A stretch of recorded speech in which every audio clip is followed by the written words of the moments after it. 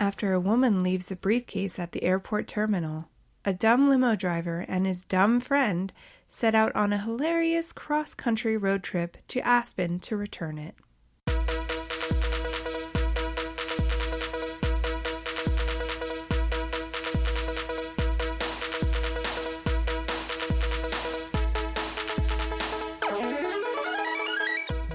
This is Ryan.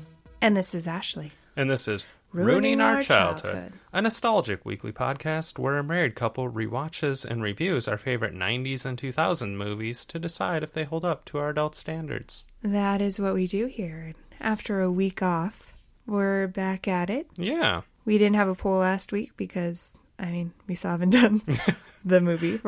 We don't need to get backed up on polls. Yeah. Yeah. Backed up. Dark. But we actually did record an episode. We did. Yes. It came out Monday, so I guess we could plug it. Yeah. We did a crossover episode with 88 Miles Per Podcast. Mm-hmm. It's a movie podcast where they basically discuss great movies or movies they love, and they don't necessarily shit on them as much as we shit on movies. No. We even talked about it in the episode how that was probably their most negative episode ever. Yeah, we managed to bring that side of Santos and Freddy out, is us crapping on a movie, and they're like, yeah, this is a terrible movie, let's crap on it. Spoiler alert. We did Evolution, and it was a fun time. It was a very good time. Yeah, so definitely check out their podcast as well. They've done a lot of great movies. Over the summer, they've done a couple of themed months, like they did Jim Carrey month, and they did Robin Williams month. For sure. And they're hilarious. Yes. So check them out. I was going to say, don't just go listen to the Evolution one. Go listen to some of the other ones because they are funny as hell. And I really enjoyed their crossover episode that they did. This whole month they were doing crossover episodes with different podcasts, and they did one with Lore School, which is another podcast. And they talked about Willow, and it was really, really, really funny. Yeah. And I haven't finished the Matrix episode yet, but... And I'm going to give you a hot take. We both recently did Mrs. Doubtfire, and their episode's funnier than ours. You should listen to that. It's a hot take. It's a hot take. It is pretty funny. As I say, and we did come to the same conclusions on some things, which is crazy because me and you were just discussing this like 2 weeks ago that... We listen to a lot of movie podcasts, and I try to listen to some, especially people that I'm friends with on social media. And it seems like even if we're doing the same movie, we do have different takes. Yeah. Go figure. Or we see things, and like me and you will focus on something. And then if I listen to another podcast that does the same movie, they're totally focused on totally different things. Yeah. It was just funny when I was listening to the Mrs. Doubtfire episode last week, and we talked about the exact same thing about how did Sally Field's character not recognize her husband's voices? Yes. Definitely check out our Evolution episode with them, crossover episode over on their podcast. Again, that's 88 Miles Per Podcast. Yes. And throw them a subscribe as well. Yeah. Because you will enjoy the podcast. So, this week, we're doing I didn't even check the 1994. 1994 classic Dumb and Dumber, another Jim Carrey classic made by the Farley brothers. Go ahead and travel down memory road and hit us with some 1994 facts. Yes. This movie was released on December 16th of 1994, also known as my mama's birthday. Yes. Not that she was born in 1994. She's so young. Yeah. And also my aunt and uncle's wedding anniversary. Yeah. So it's a day with significance for us. It had a budget of $17 million and made $247 million. Jim Carrey had himself quite the 1994 because he started it with Ace Ventura, did The Mask, and this. That's an understatement. Yeah. So also we should note that this movie produced an animated series. There was a prequel that did not have Jim Carrey and Jeff Daniels in it. That came out in 2003. And then it had a sequel that did have Jim Carrey and Jeff Daniels, and that came out in 2014. Really? Yeah. Why did I think that movie came out like 2 years ago? Came out on November 14th, 2014. fun fact, me and Ryan have never seen this sequel. I've seen the unfortunate prequel. I saw it in high school. Mm-hmm. But I remember we were going to watch Dumb and Dumber. Yes. We were going to go watch the sequel. Mm-hmm. And I don't know why we never did. We kept putting it off or something. And then we just never watched it. So we're going to be watching that at some point. Okay.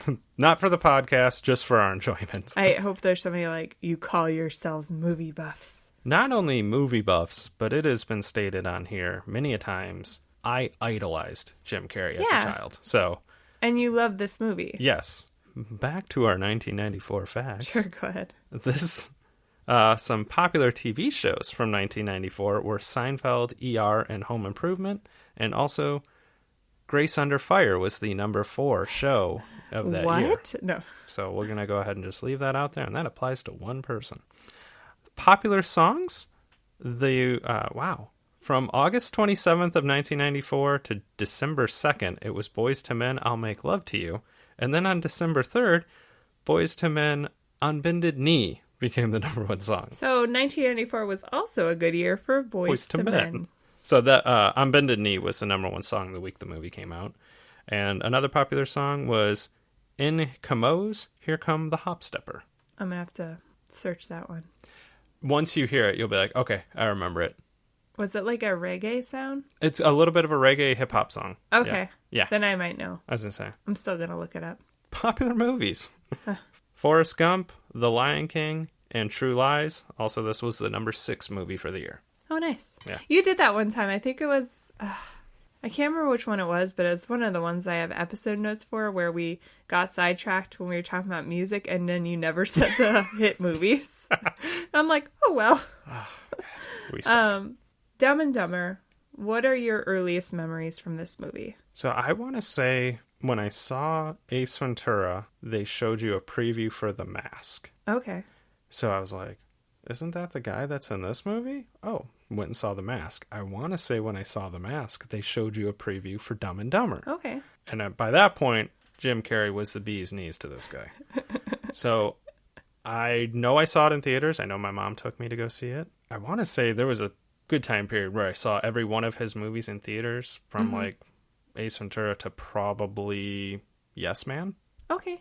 I think the only one I missed was The Cable Guy. So... And you're not missing much there, there if I you can go. remember correctly. But I loved this movie. I thought it was hilarious. My mom worked at a drugstore. She worked at a pharmacy, and they had movies that you could rent. They had the Dumb and Dumber poster like up on the wall, and when they were done with it, they actually gave it to my mom. So nice. I had that Dumb and Dumber poster on my bedroom wall till I was like 20. Is it still there? No. Next to the Keira Knightley one? No. No, it's not there anymore. I think it got replaced by Fight Club. Oh man, I just realized we just recorded, spoiler alert, we have a Ruiners Club exclusive minisode coming out this Friday. Yes. Hopefully. And it just depends on if I have time to edit it. I was going to say. And we did Pirates of the Caribbean. And I did. I forgot to mention that. Yeah. We didn't talk about the fact that you had a Keira Knightley poster on your wall. Keira Knightley? Was it from Arthur? Or no, it was from Pirates of the Caribbean. Okay. Yeah. I was just thinking of... I have never seen King Arthur. King Arthur is what I would say, yeah. Never saw that. I think I saw it once. Because I did like Keira Knightley. Yeah. Obviously I did. I still like her. She's a very good actress. Yes, she is. My memory is hazy. Were you high when you saw it? No. I was 8 years old. 8 years old. I do remember watching it at home. I feel like it was on like USA or something. So it was an edited version. The only thing I can really remember from it is them dressed up in the suits, like the Willy Wonka type suits. Yes. Is the only way I can explain it. And honestly, reading the summary today, I was like, that's what this movie is about. Because it's been such a long time. And I remember the one lady from Picket Fences was in it. Was that Lauren Holly? Yeah. Okay. I think she's on Picket Fences. I don't know. I never watched Picket Fences. Picket things. Yeah, Picket Things. It's Picket Fences and Stranger Things merged. Ooh. Now that's something I would watch. It's a bunch of middle-aged white women playing Dungeons and Dragons. I got you with that one. That was good. But I do remember watching the prequel. It had our boy in it, though. Eric Christian Olsen? Yeah. Yes. We just love him from Community, of course. From Community, yep. He plays Vaughn. Mm-hmm. He has tiny nipples. He has tiny nipples. They're so tiny. That's my impression of Shirley mentioning it. Yeah. I think it's funny that we've managed to make 2 or 3 references to this crappy prequel that one of us never saw. And by the way, I boycotted that. I was like, I will never watch that piece of crap. I remember watching it at a sleepover. And I would have got up and went home.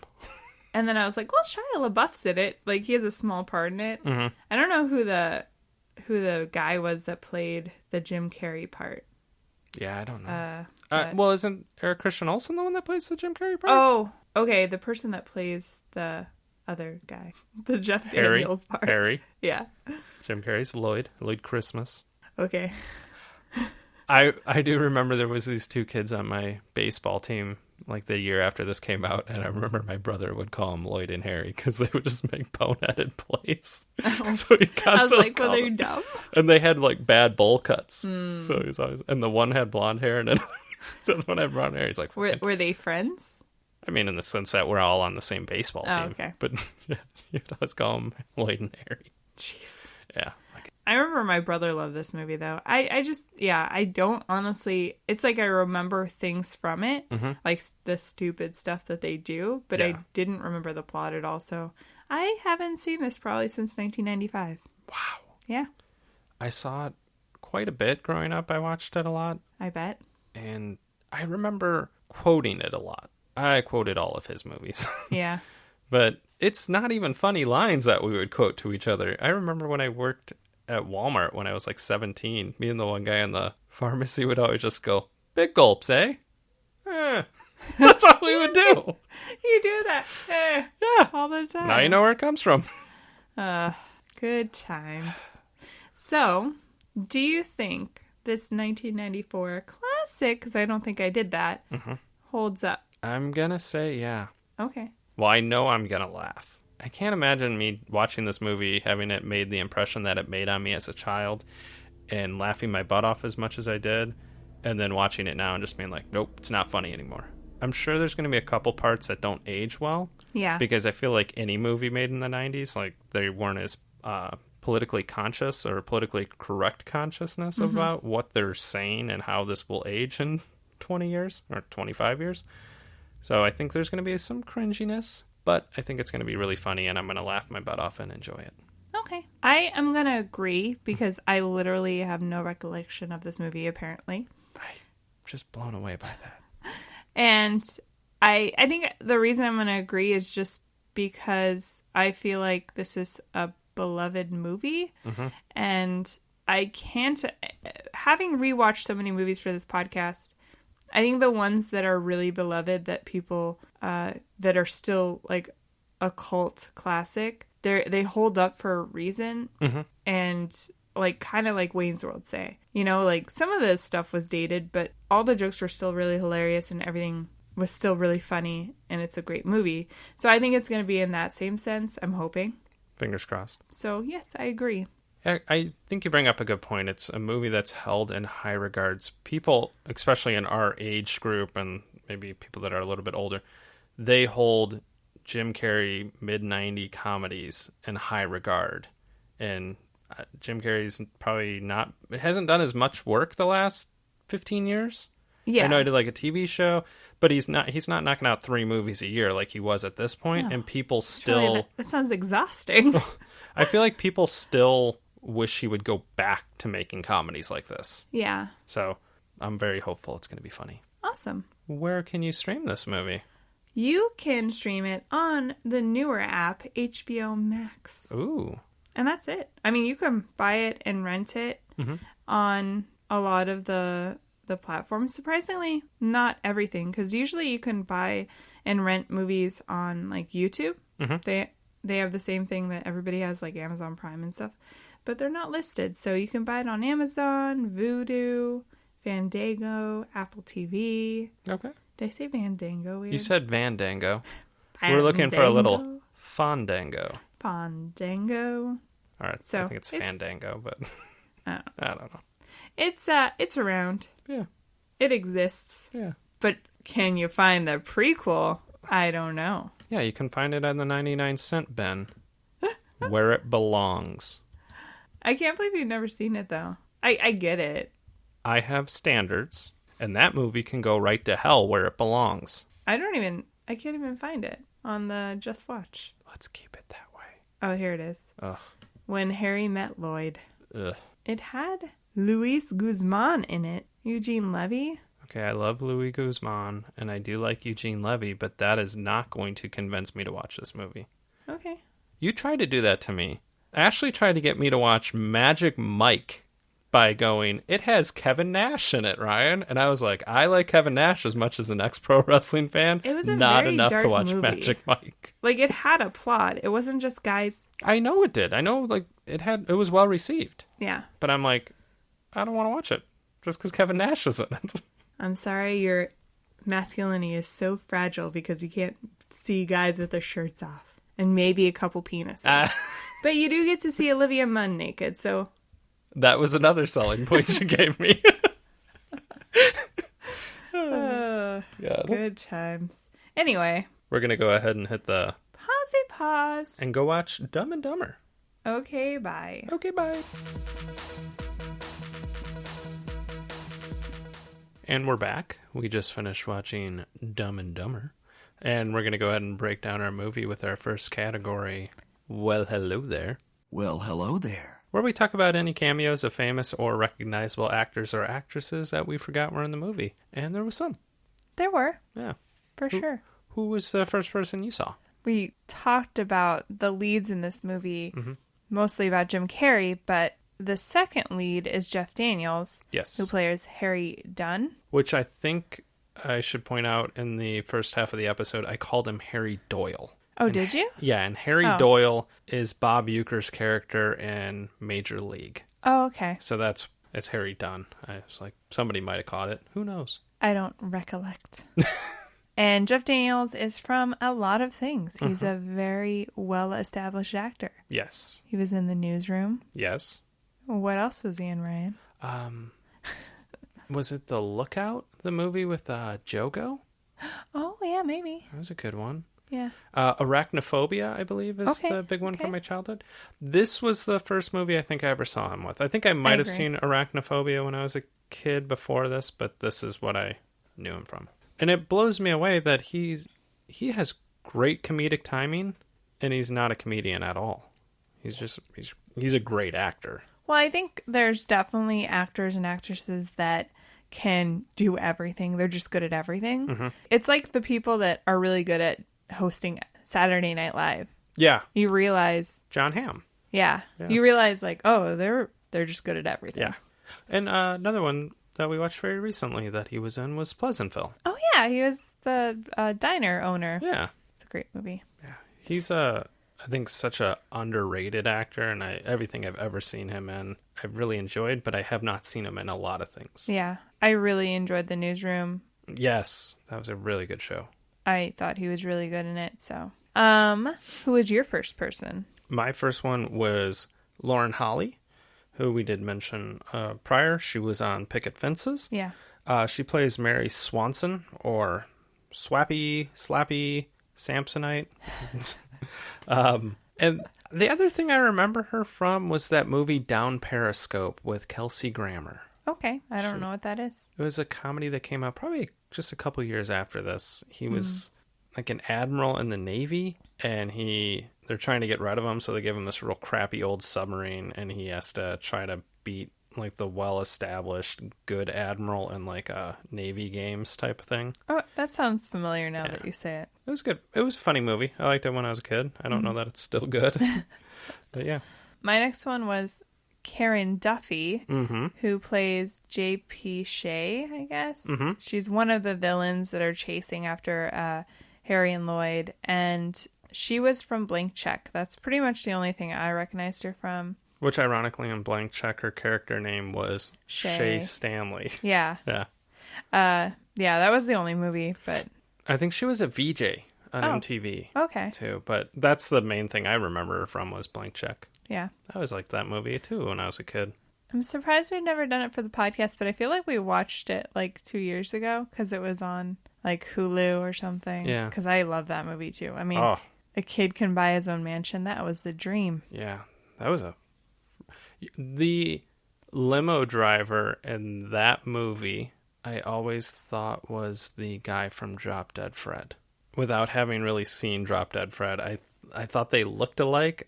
Just going Like off of the main, like Drop Dead Fred? Yeah, going off of the box art, I thought it was the same guy when I was a kid. They look nothing alike. I'm just telling you. When I was a kid, I was weird. Okay, interesting. My next one was Mike Starr. Yes. He plays Joe Mental, I think is his nickname. I don't know what his last name was, but Mental was his nickname. It was an Italian name. He was in Goodfellas. He was in a lot of movies where he played a mobster. Yeah.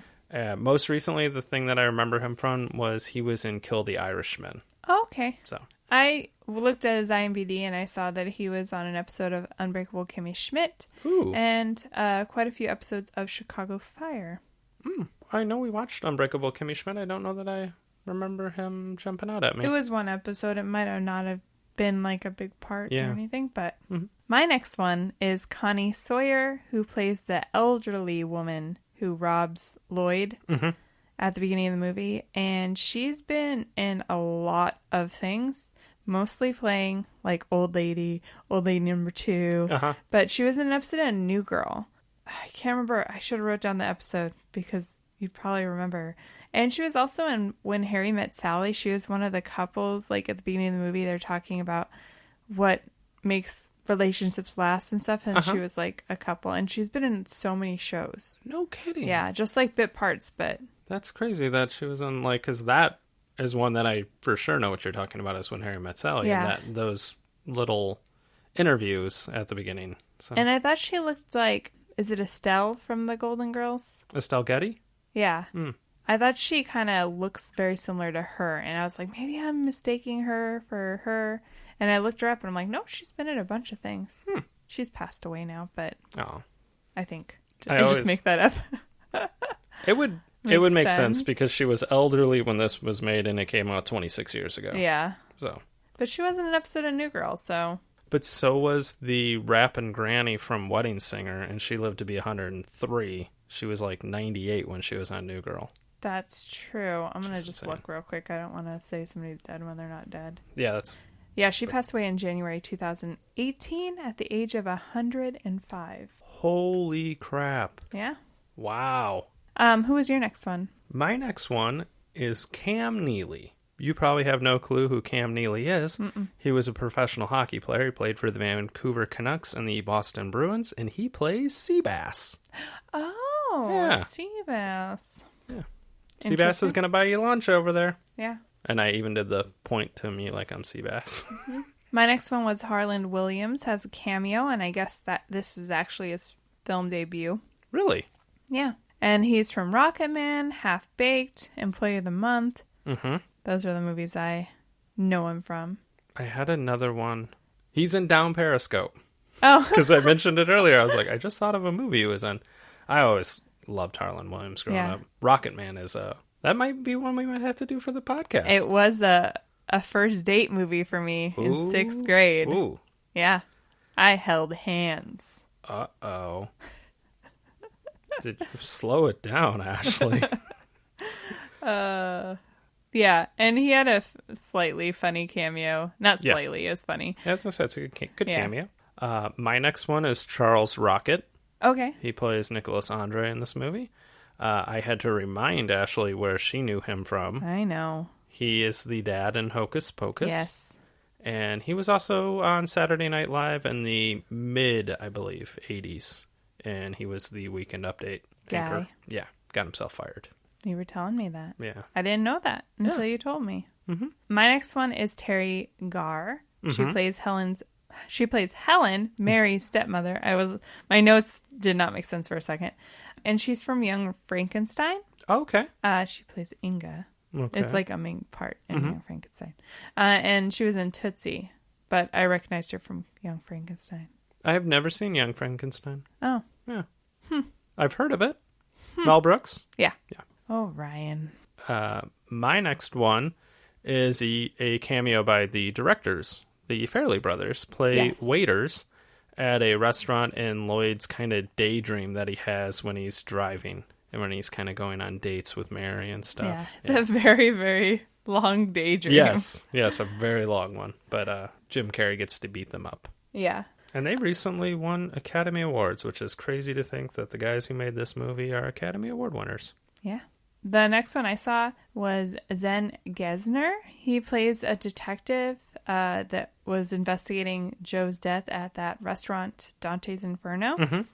And he was in Fever Pitch.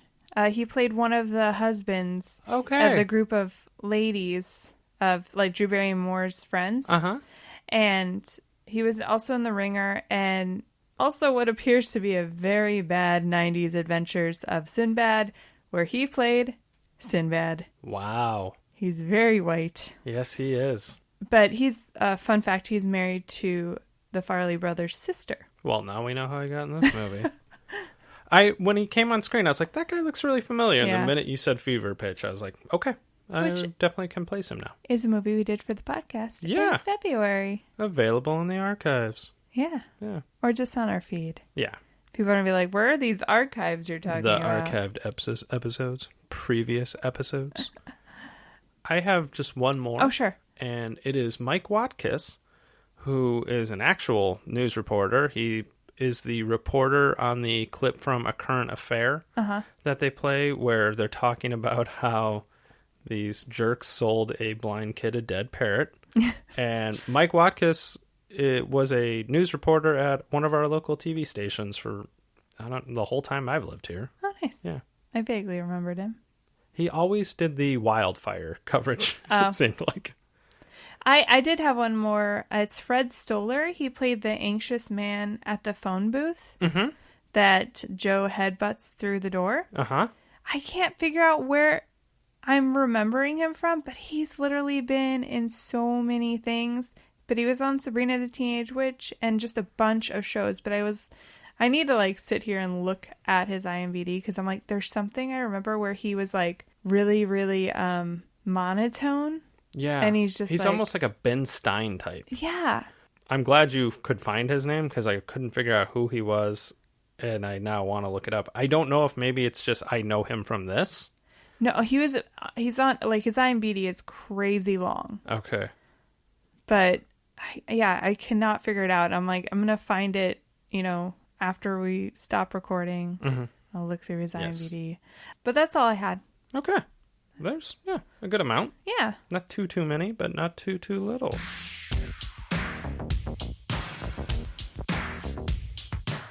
So we'll move on to kids would call it a throwback. We call it the prime of our teens, or the category I couldn't remember the name of when we did our crossover episode with 88 miles per hour podcast.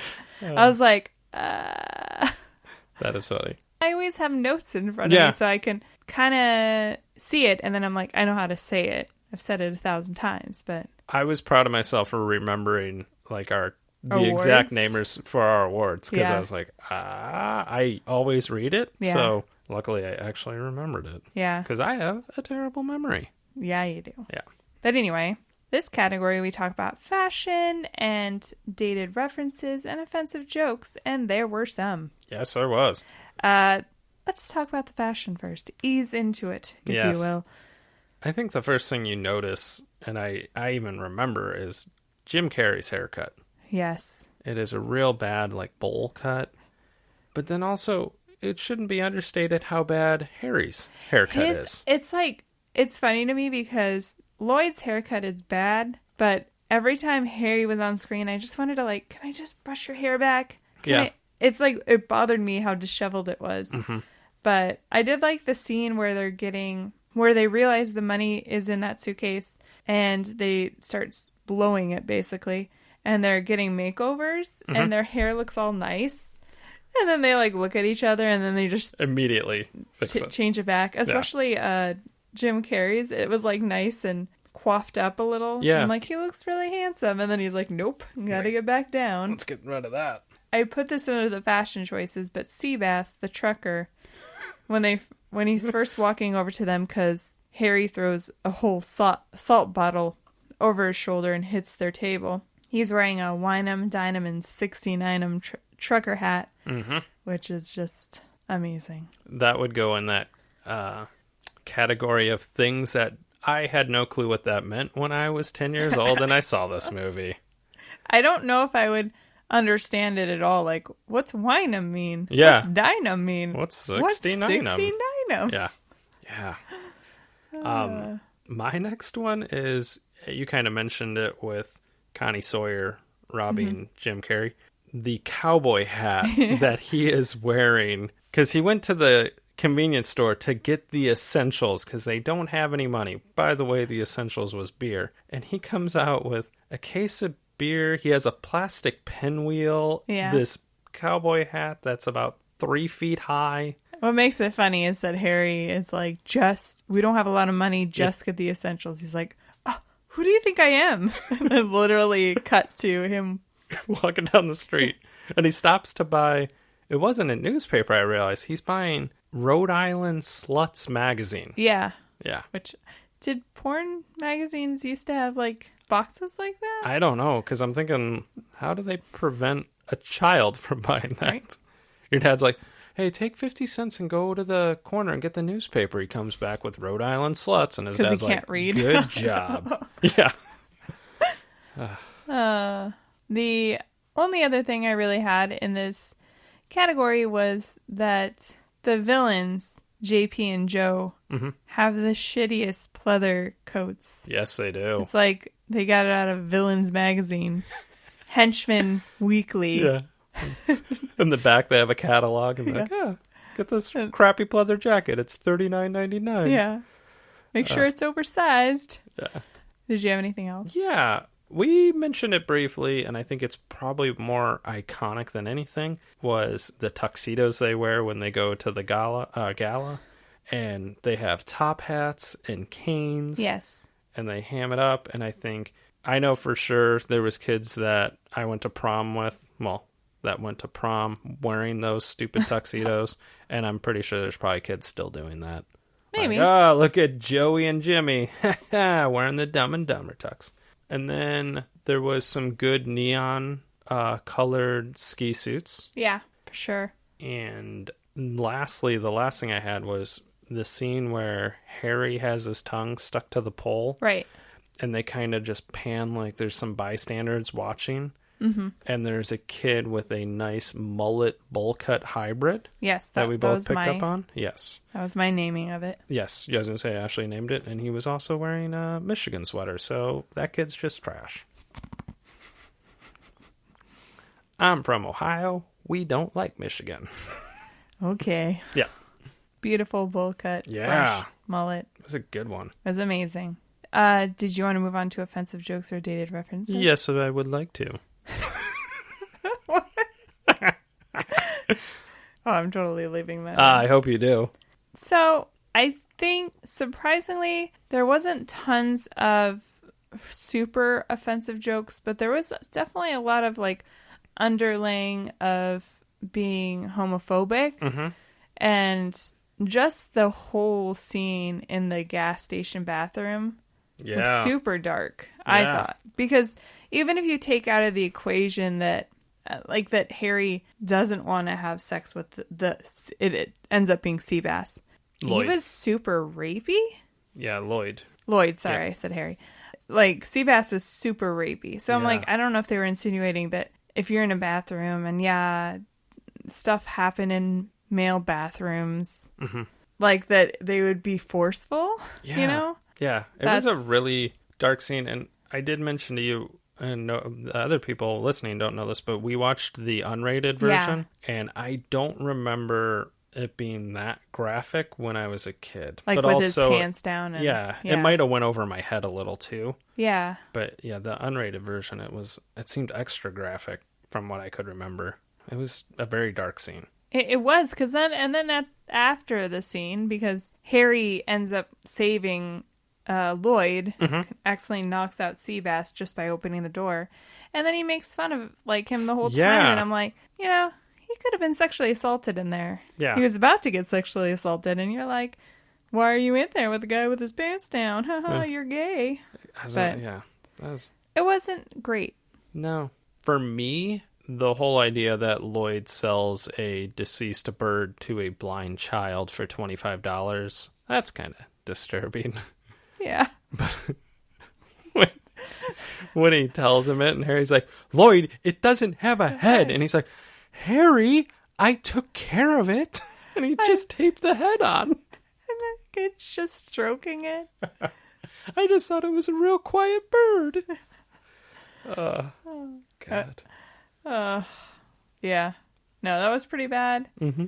And the other scene I was talking about was when they're at this honeymoon hotel. Second honeymoon. Oh, second honeymoon hotel. Mm-hmm. And they're in this very tiny hot tub. It's very narrow. Yes. And things get really dark fast because he's just like, Lloyd tells Harry, Lloyd told Harry that he would split him like a piece of firewood. And then you'd probably like it because you're a homo. Mm-hmm. And then they like awkwardly paused. Yeah. And then they just moved on. I think they awkwardly paused because then Harry starts talking about an ex-girlfriend and how she broke up with him for somebody else. And then you could just see it on Lloyd's face and he's like... He was a somebody else. Yeah. Yeah. The other thing that I had in was just a dated reference is they have a poster on their wall of Bo Derek. Oh, yeah. Which I was like, well, that's a dated reference for 1994 still. Even. Yeah, but they were probably young. I was going to say, they were teenagers. Yeah. Says the guy who had a Keira Knightley poster on the wall. Yeah. I like how you raised your hand. Yep. Like people will be able to see that. Me. Did you have anything else? I did not. Okay, we can move on if you'd like.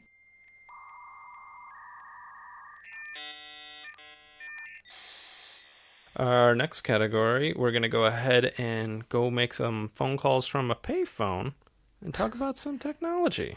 That's all I had pretty much because the whole time they're on their adventure, Joe and Shay are following close behind and Joe is calling Nicholas Andre. Yes. Who I'm not quite sure. Is he just a family friend or does he work for her dad or does he work with her husband? I don't know is he because just there? Like he was at like their gala, so and he introduced her dad. Yeah. So something in family friend. Yeah. Like he was like a trusted family friend. Curveball shouldn't have been trusted. Yeah. Yeah. But yeah, Joe would call him and give him updates. And the whole time they think these two are some sort of masterminds, which they aren't. Go figure. It's a movie called Dumb and Dumber. Dumb and Dumber. The only other thing that I noticed was at the end, before they have a shootout, Nicholas is going to flee the country. So he calls to book a flight to Amsterdam. And I'm going like, nowadays you just get on your phone and do it yourself and be done with it. You realize how much legwork, how much easier it was like 30 or 40 years ago to probably flee the country because things weren't as electronic. Mm-hmm. They could call the airlines. Yeah. But if they had it on paper, they couldn't trace who was buying tickets or not. I was going to say, I think of like DB Cooper. They just know an airline ticket was bought by a guy named Dan Cooper. Who knows if that was his name? And nowadays, when you go through security, you have to show your driver's license, and they're like... You have to basically give a vial of blood. Yeah, and you have to produce a birth certificate and 2 forms of identification. But, yeah, I always think about when we watch, like, our shows, like, we'll watch Unsolved Mysteries or Forensic Files, and just how, like, 40 years ago, you could so easily get away with murder. Yeah. And now it's just so fucking hard. It's so hard. We tried it last weekend, and you're just sitting there going, like, if I leave a hair here, they're going to find it, and just a drop of blood. They're going to come in and just spray luminol everywhere. And it's just, it's too hard-working. Ugh. Ryan's obviously joking. We're not murderers. Speak for yourself. He wouldn't be very good at murdering. I'd be terrible. You'd already be in jail. Mm-hmm. I mean, you watch a lot of Forensic Files, but I remember specifically there was an episode of Forensic Files where these teenagers murder their dad, and they had watched a lot of Forensic Files, so they went outside. Put footsteps in the snow? Yes, they put footsteps in the snow that led to nowhere. They took a something to scrape the inside of the gun so it'd mess up the grooves on the inside of the bullets and stuff, and they still figured it out. Yeah. Criminals. Yep. They're not the smartest. No, they're not. Yeah, that's all I had. So we can move on. Yes.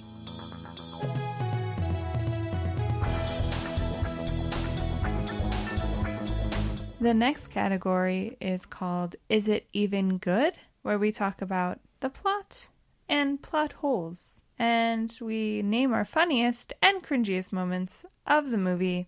What did you think about the plot? Are you ready for this? Yes.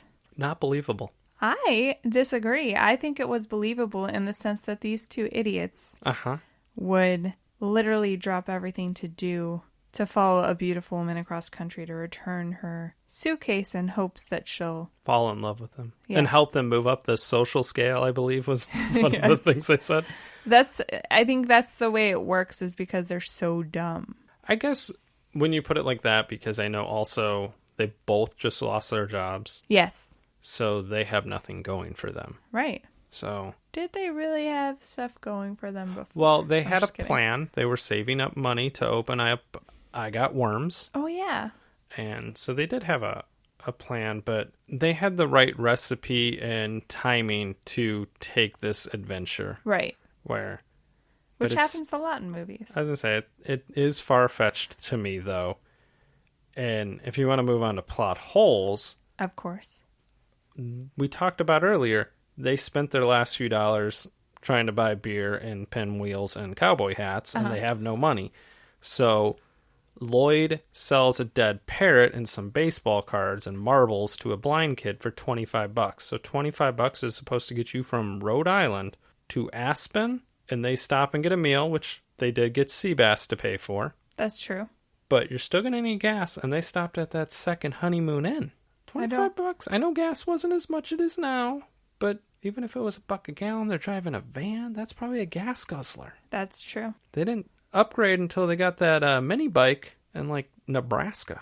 That's very true. You think? I feel like that's all you keep saying is that's very true. No, I agree with you. Yeah, you're like that's true. That's a good point. I didn't really have a lot of plot holes, though. I think it was a little out of character. So they're obviously not very smart people. They traveled all the way to Aspen.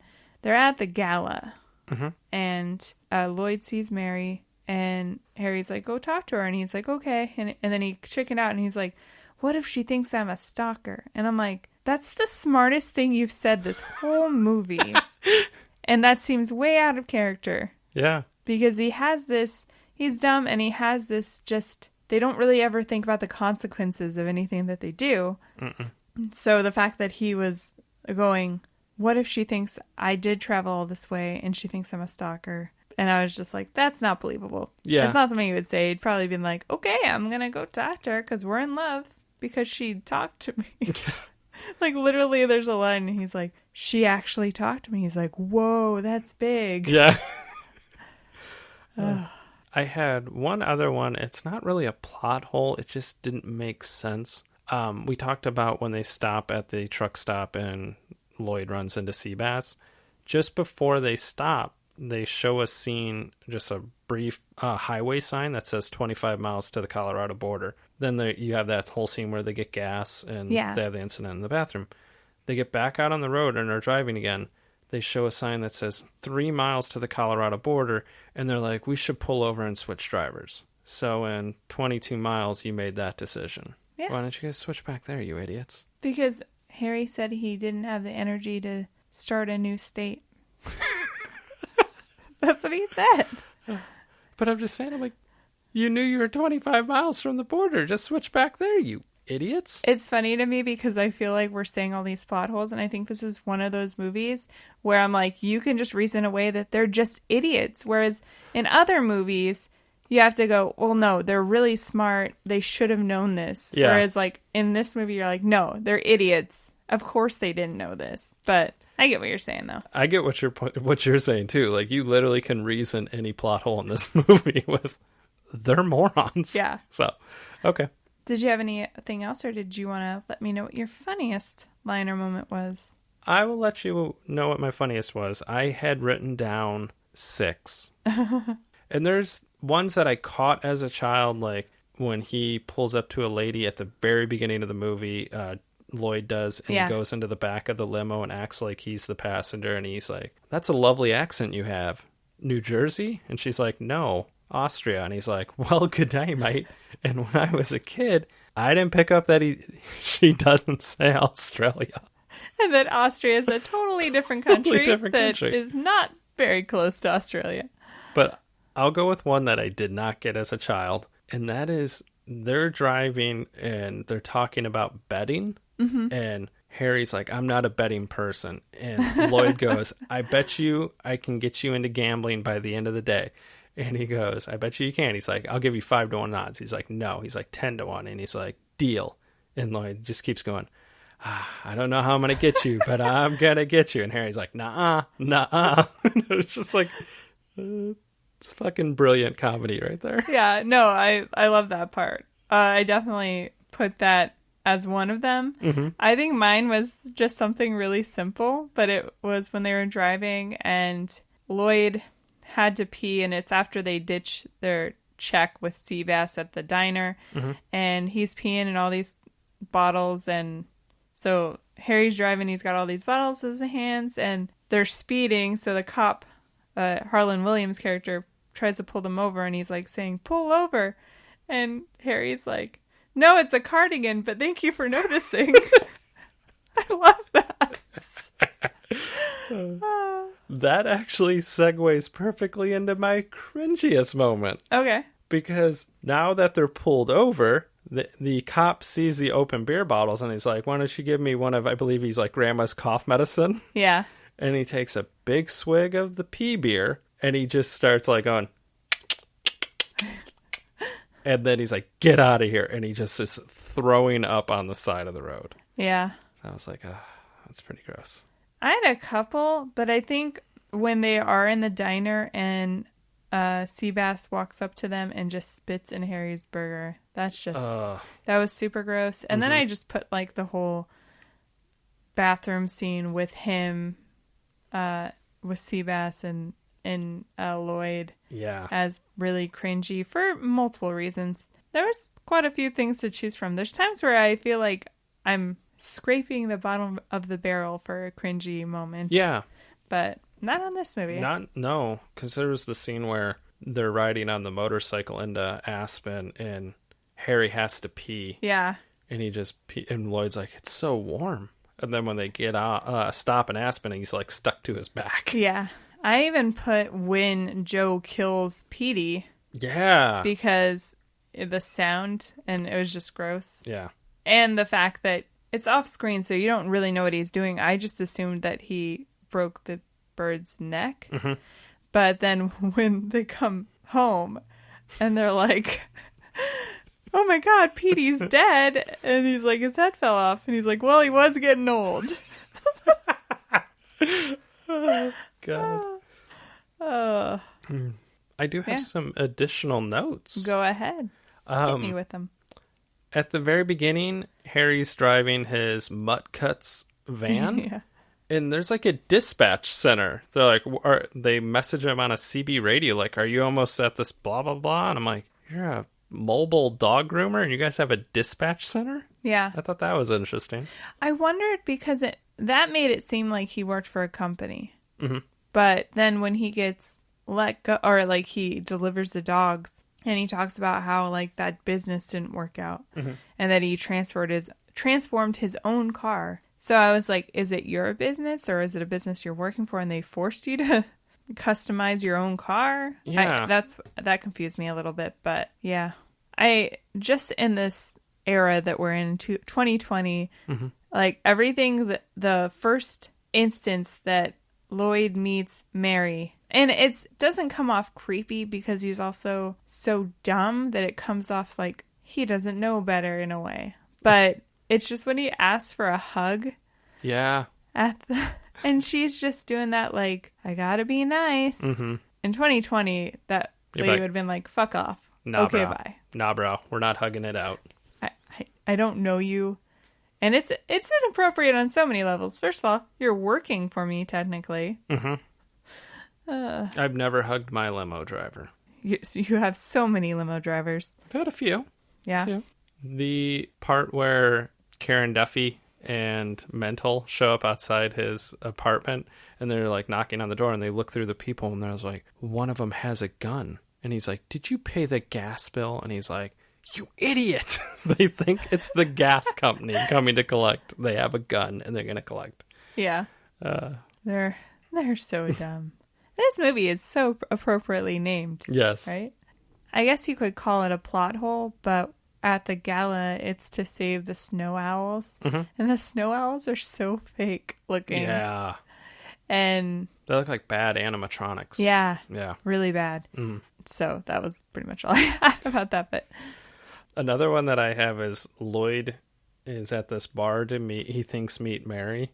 Yeah. And she doesn't show up, and he goes to the bathroom, and they have a newspaper headline on the wall. It's like the front page of the newspaper, and it's from when we landed on the moon. Yeah. And his reaction, he just stops, and he's like, no way! And he opens the bathroom door, and he just yells out, we landed on the moon! Yeah. I think I read that in the trivia that was an ad lib. I wouldn't be surprised. Yeah. It was delightful. It was. Yeah. I did like the scene, and this is what was confusing, and I guess it could be a plot hole too, but the beginning of the scene where you figure out why there was a suitcase in the first place, and it's for ransom, mm-hmm. and they probably said it, and maybe I wasn't paying attention, but it was for Mary's husband, mm-hmm. and we couldn't remember. Yeah. So, but we thought it was weird that she kind of went on like a date with Harry, yeah, like to go skiing, and it was like a friendly thing. It wasn't romantic so much, but I guess it could have been romantic because there was some flirting there. There was some flirting, especially when they were having a snowball fight. Yeah, and it got a little too aggressive. Yeah, that was confusing to me because she's married. Yeah, or did she think her husband was probably going to be dead soon? I don't know. But you're not moving on that quick, I would hope. That's true. I don't know. Sally Field over there, Mrs. Doubtfire, was ready to move on to Pierce Brosnan pretty quickly. That's very true. Do you have any other ones? No. I mean, there's just a lot of jokes that I've heard you repeat. Yes. That I realized, oh yeah, that's from this. Yeah. You've obviously seen this movie a lot more than I have. When he was like, Samsonite, I was way off. And you were like, that's where that's from. Yeah. I knew that. So you're telling me there's a chance it's from this movie. Yes. There's ones I know, but some of them, like, especially because you mentioned it before, and in our Heavyweights episode, you talk about how you and your brother would replay that random part in Heavyweights. We recreated it. Yeah, so you're known to do that. You pick little parts that are funny, but they're maybe not like the most quotable lines, and you quote them. Yeah. There's just stuff. Like when we were watching, for our Runners Club episode, we were watching Pirates of the Caribbean, and there's just random lines that resonate with you and you remember, and you're like, it's not an important line at all, but I remember it. Yeah. But we're going to go ahead and move on and hand out some awards. Yeah.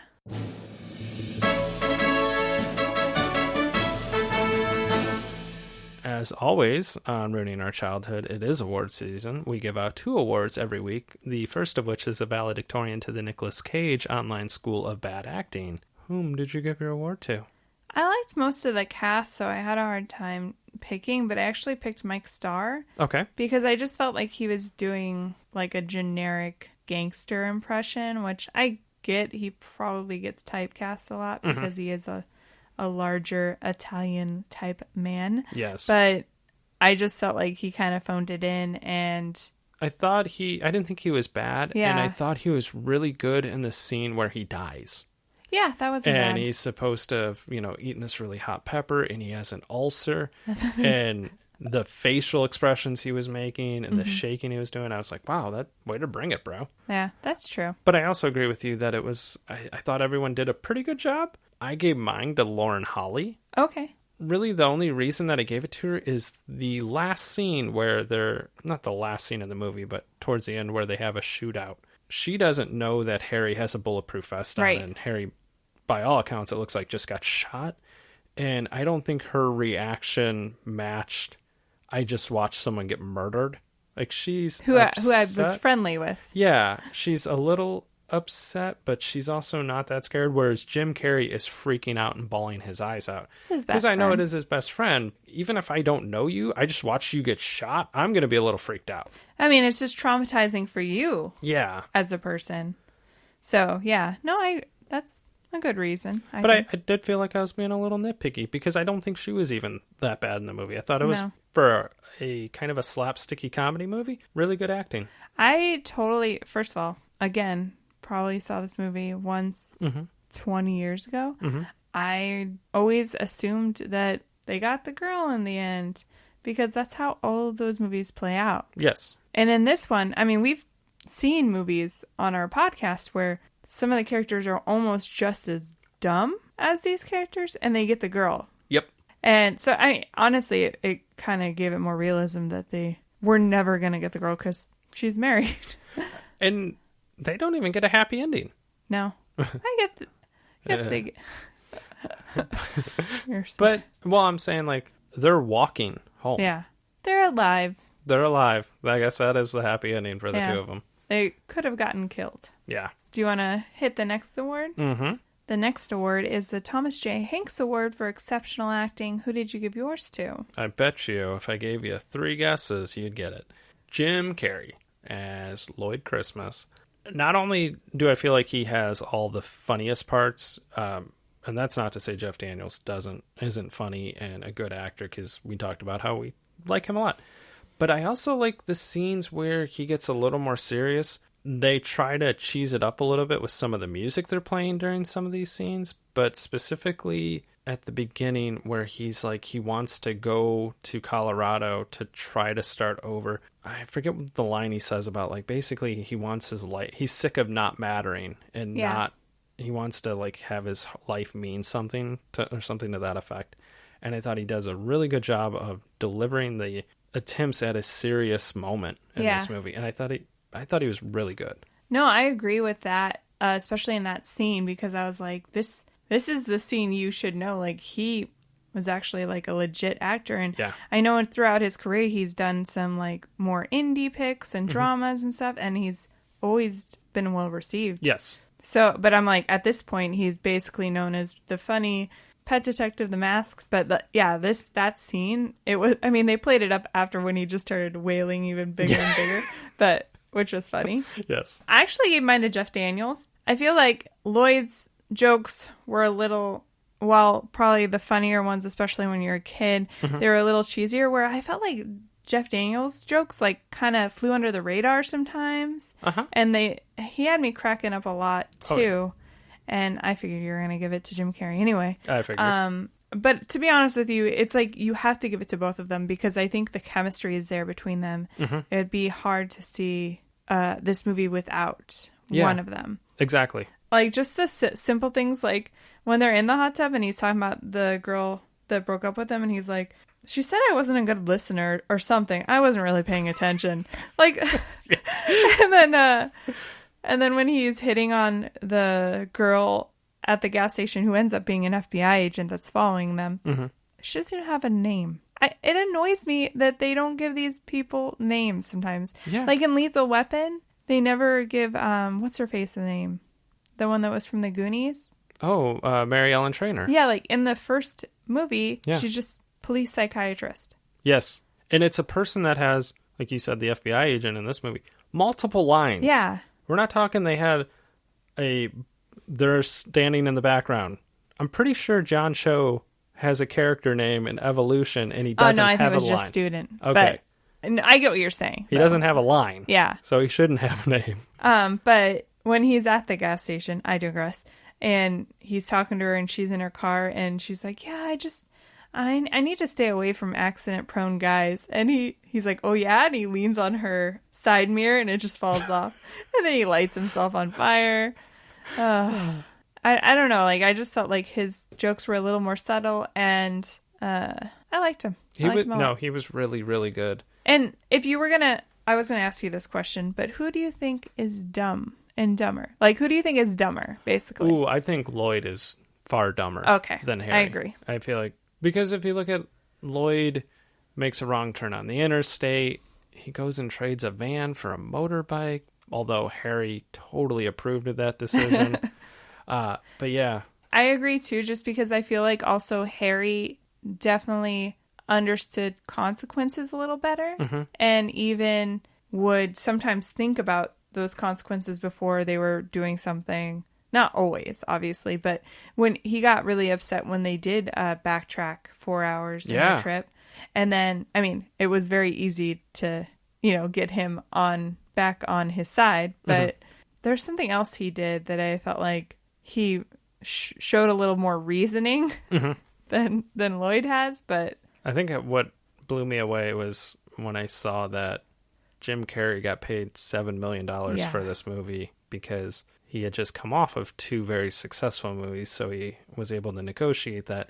And the Farrelly brothers didn't want Jeff Daniels to be in the movie, but Jim Carrey did, so they offered him $50,000. That's insane. And this movie was insanely successful. I can just say I hope he was paid much better for the sequel. Yeah. I did read in the trivia that he says he uses his bathroom scene, as his Oscar clip. Are you ready to move on? Yeah. What do you think? Do you think this held up to your adult standards? I did. I found myself laughing a lot. Of course, we talked about it. There was like homophobia. It wasn't so much. No, and it wasn't like that overly masculine homophobic type jokes that you would see in a lot of movies, especially around this time, but it was still there. Yes. And that definitely dates it. But I think most of the jokes were really funny. They were mostly at the expense of themselves. So, and like you said, there were some jokes that were so like clever that when you're a kid, you didn't realize what it meant. Yeah. It was a very enjoyable movie, and I do understand why it's such a cult classic to people. Yeah. I I totally agree. I think even having seen this movie probably, like I said, maybe 30 times in my life, I still was laughing my butt off at it. There's not a lot of technology in this, so that doesn't really hurt the movie. I did feel like there was a lot of interesting clothing choices, but I mean, that's to be expected. It's 26 years ago. There's going to be some and they're interesting dumb. But like you said, it's very well written. It's smart, witty comedy in a lot of cases, and it was just really well acted. And I'm really glad that it held up. I will say, too, that I think the one thing that I was worried about was in a movie called Dumb and Dumber, you would think that they would almost be exhausting. Yes. And not likable. Because there's definitely been movies that have tried to like replicate this movie exactly. Yeah. For example, Biodome. Yes. Very similar in the sense that you have 2 idiots doing stupid stuff. And they were exhausting. They were exhausting. They weren't likable. No. Whereas, I have to credit like the Farrelly brothers in the sense of their writing and obviously Jim Carrey and Jeff Daniels. But even when they were doing really stupid stuff, you were still like rooting for them, and you were still like, they're idiots, but they're hilarious. Yeah. I felt like they had good hearts for the most part. They do. Even though they're driving. idiots. They want to get this lady her briefcase back. I mean, granted, they think she's going to help them move up the social status. And the minute they open the case, they do spend pretty much all the money. But they did write IOUs. They wrote IOUs for everything, even $275,000 for a Lamborghini. Hey, this is a big one. You're going to want to hold on to it. But I did enjoy it. Yeah. I will say I am always worried. This is now the 3rd Jim Carrey movie we've done, and I'm pretty sure we said Batman Forever did not hold up. But I'm always... And it wasn't because of him. We both thought he was really good. So I'm always worried when we do one of his movies that I'm going to watch it. I haven't seen it in 20 years, and I'm not going to like it. Yeah. And it's going to like slowly hurt my soul. But Ace Ventura and this both held up. I don't want to like give away our crossover episode, but we were talking about, people that were famous and you're not quite sure if they should have been famous. Yes. But I think there's definitely comedians out there that got movies, TV shows that probably had no business. I'm like, there's better people out there, but because they, I guess, were there at the right time and they knew the right people. Or they're handsome. But Jim Carrey, like, he's very talented. I don't think anybody would ever say he's not talented. He's one of those ones, I bet if you ask Lorne Michaels where he made mistakes as far as casting people, I'm sure Jim Carrey's probably the top of his list of people that auditioned and they passed on. I bet you, especially if you asked him like in 1998 or something, in 97, he'd probably like, yeah. But the Wayans brothers, thankfully, saw something in him and they put him on a show and really showcased him. Right. So, but he's definitely still a favorite. Love the guy. Definitely. So, yep, that was another amazing episode of Ruining Our Childhood. Next week, we'll be back with another new poll. And the poll is starring, or I don't know what the term I want to use. I usually say brought to you by. Brought to you by. Thank you.